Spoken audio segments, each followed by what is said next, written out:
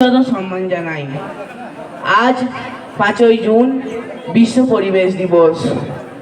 আজকের এই মহান দিনে সকলের সামনে এসে কিছু বলবার সুযোগ পেয়ে আমি নিজেকে আনন্দিত বোধ করছি।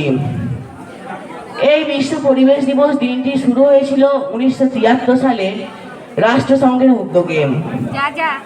পরবর্তীতে বিশ্ব উষ্ণায়ন বাড়ার সাথে সাথে এই দিনটির তাৎপর্য ক্রমে বেড়েছে। পরিবেশের সঙ্গে আমরা ওতপ্রোতভাবে জড়িত। অন্ন, খাদ্য, বাসস্থান সবকিছুই আমরা পরিবেশ থেকেই পাই। কিন্তু অত্যন্ত দুঃখজনক ব্যাপার এই যে আমাদের এই মানুষদের মধ্যেই কিছু লোভী মানুষ আছে যারা এই পরিবেশকে ক্রমাগত ধ্বংস করে চলেছেন। আজকে এই দিনে আমরা শপথ গ্রহণ করতে চাইছি যে এই পরিবেশ ধ্বংস যেন আমরা বন্ধ করি। ক্রমে ক্রমে আমাদের আধুনিক সভ্যতায় বৃক্ষচ্ছেদন, প্লাস্টিক দূষণ, তাছাড়াও কলকারখানার বর্জ্য প্রভৃতিতে আমাদের পরিবেশ আজ বিপন্ন। কেবলমাত্র প্লাস্টিক দূষণ রোধ অথবা কলকারখানার বর্জ্য পদার্থের কোনো ব্যবস্থাপনা দ্বারা পুরোপুরি পরিবেশ দূষণ আটকানো সম্ভব বলে আমার মনে হয় না।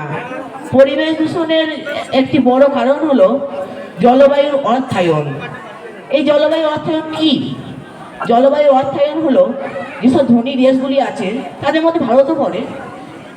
এসব দেশগুলি শিল্পের জন্য মূলত কার্বন ঘটিত যৌগগুলির উপর নির্ভর করে, অর্থাৎ জীবাশ্ম জ্বালানির উপর নির্ভর করে। এই জীবাশ্ম জ্বালানি থেকে নানা ধরনের গ্যাস নির্গত হয় যেগুলি বায়ু দূষণ এবং পরবর্তীকালে জল দূষণও ঘটিয়ে থাকে অ্যাসিড বৃষ্টির মাধ্যমে। এটা থেকে বাঁচার উপায় কি? এটা থেকে বাঁচার একমাত্র উপায় হলো নবীকরণযোগ্য শক্তির ব্যবহার করা। এর জন্য প্রয়োজন বিপুল বৈশ্বিক ব্যয় এবং অর্থনৈতিক সহায়তা, যাকে আমরা সাধারণভাবে বলে থাকি যে সবুজ বিপ্লব বা গ্রিন, মানে পরিবেশকে গ্রিন করার জন্য আমাদের যেসব পদক্ষেপ থাকা উচিত সেগুলোকে আমাদের প্রত্যেকটা দেশকে করা উচিত। আমরা প্লাস্টিক ব্যবস্থাপনার ব্যাপারে যখন ভাববো তখন আমাদের 4R পদ্ধতি ব্যবহার করা উচিত: রিডিউস, রিফিউজ, রিইউজ আর রিসাইকেল। এই পদ্ধতি করে ব্যবহার করে আমরা ধীরে ধীরে প্লাস্টিকের যেসব আবর্জনাগুলো সেগুলো কমাতে পারি, প্লাস্টিক দূষণ কমাতে পারি। বর্তমানে ডিজিটাল যুগের সাথে সাথে আমাদের একটি বড় মাথা ব্যথা হয়ে দাঁড়িয়েছে ই ওয়েস্ট বা ইলেকট্রনিকের বর্জ্য।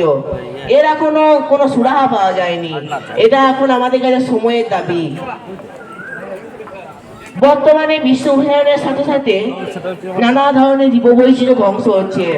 মরিশাসের ডোডো, বালিদ্বীপের বাঘ আজ আর নেই। আরো নানা প্রাণী যেমন কৃষ্ণসার হরিণ এবং অন্যান্য একশৃঙ্গ গন্ডার প্রভৃতিও ধ্বংস হতে চলেছে। আমাদের এই বিষয়ে সতর্ক থাকতে হবে। সর্বোপরি সকল শ্রোতাদের কাছে অনুরোধ করব, এই বিশ্ব পরিবেশ দিবসে সকলে শপথ গ্রহণ করুন আমাদের পৃথিবীকে পুনরায় সুন্দর করে তুলব। এই কামনা করে আমি আমার বক্তব্য সমাপ্ত করছি। অসংখ্য ধন্যবাদ। পরিবেশ সম্পর্কিত বিষয় নিয়ে খুব সুন্দর অনিন্দ্য ভাই বলল।